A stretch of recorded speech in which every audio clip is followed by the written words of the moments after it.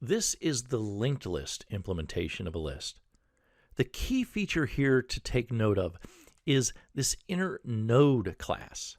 The node class has three fields: an element field of type E that will hold an element of that list, a next field that will point to the next node in the linked list, and a previous field that will point to the previous node in the linked list. Notice that the node data type has fields that are themselves of type node. When this happens, we describe it as a recursive type structure. This is a tip-off that some sort of linked data structure is being created.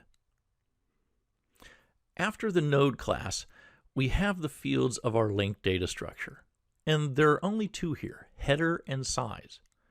Size is always going to refer to the size of the list. Initially, the list is empty, so initially the size is 0. Header is a node object that will never contain any meaningful data. The sole purpose of the header field is to act as a gateway node for accessing the rest of the nodes in the list. It also makes portions of the linked list easier to implement. A node that acts as a placeholder is called a sentinel node. Let's look at the linked list representation for an empty list. Before we do, we need to make a little space for ourselves. So let's compress the node class. Now we can see what an empty list looks like.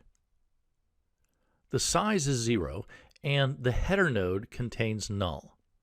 The node's next link and previous link both point to itself. This is a reasonable representation of an empty list from an implementer's point of view. But I find it easier to understand linked data structures if we turn the links into arrows. In that case, we get something that looks like this. The solid line going clockwise represents the link to the next node, and the dotted line going counterclockwise represents the link to the previous node. This makes it easy to see that the header's next node and previous node are both the header node itself. Let's get rid of that code for now and just work with the diagrams. As we said, this represents an empty list. So let's put an empty list in the upper left-hand corner just so we can keep track of the abstract list that we're representing in these figures. For example, here's a list with a single element. The element is the letter A. Notice that our size has now changed to 1. Our header node still has nothing in it, and it never will, but now we can follow its next link to A, or the node containing A. And for that matter, we can follow its previous link to the node containing A. When a list is implemented in such a way that its nodes have two links, a next link and a previous link, we call it a doubly linked list. We could also implement a linked list as a singly linked list. In that case, the node would only have a next link. Doubly linked lists give you slightly faster access to nodes because they allow you to travel forwards and backwards. But they take up slightly more memory because you have to store 2 links for each node instead of just 1. Java's linked list implementation uses a doubly linked list. Now let's add another element after A. Now we have 2 elements in our list. 2 elements, but 3 nodes, and each node has 2 links. By now, you should be getting the general idea of how this works. Let's do a list with 6 elements.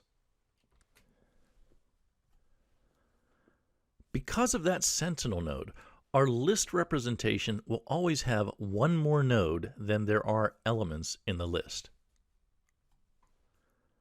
The sentinel node provides access to the other nodes, and it indicates where the conceptual beginning and end of the list are.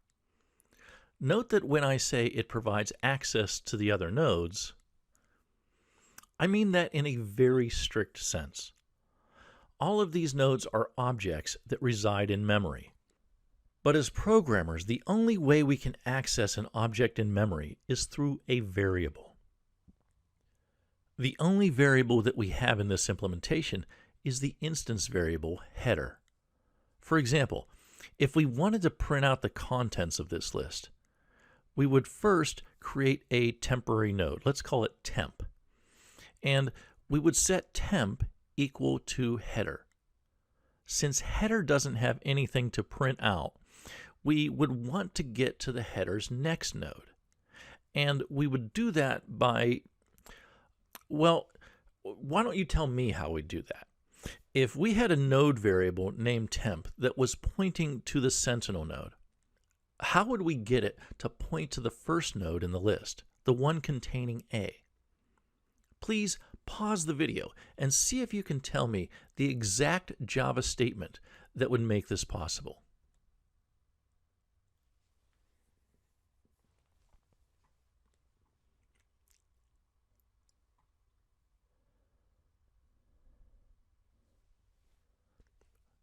Ready? The answer is the simple assignment statement temp equals temp.next. After all, temp is a reference variable, so it's holding an address to the header node. The header node's next variable also holds an address, namely the address of the node containing A.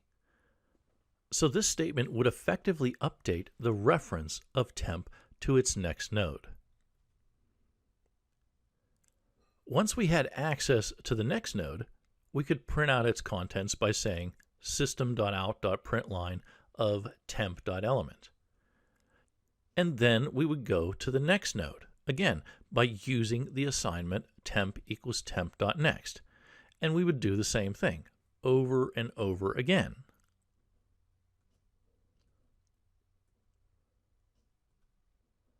Until temp was equal to head again.